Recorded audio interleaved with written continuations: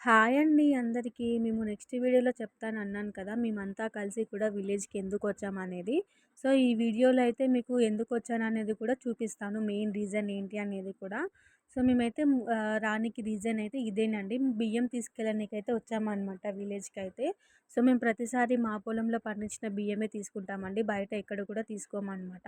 ఈసారి ఏమైందంటే బియ్యంలో అయితే చాలా పురుగు పడ్డదండి. ఆ పురుగునంతా కూడా క్లీన్ చేస్తున్నారు. పురుగు పౌడర్ కలిపి మొత్తం పురుగునంతా క్లీన్ చేసేస్తున్నారనమాట.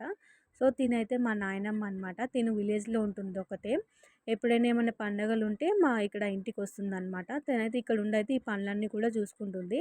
సో, ఇక్కడ తను కూడా ఇక్కడుండి ఆ పని చూసుకుంటుందండి. మేమైతే విలేజ్‌కి వెళ్ళాం కానీ ఇంటికైతే వెళ్ళలేదండి. డైరెక్ట్‌గా మేమొచ్చింది ఈ పని మీదనే కాబట్టి ఇక్కడికే వచ్చేసామనమాట డైరెక్ట్‌గా. ఇంటికి కూడా వెళ్ళలేదు. ఆ పనంతా కూడా అయిపోయినంక బియ్యమంతా ఒక బస్తాలోకేసి ఇలా మూట కట్టేసి అయితే వెహికల్‌లో వచ్చామని చెప్పాను కదా! మా వెహికల్‌లో. ఆ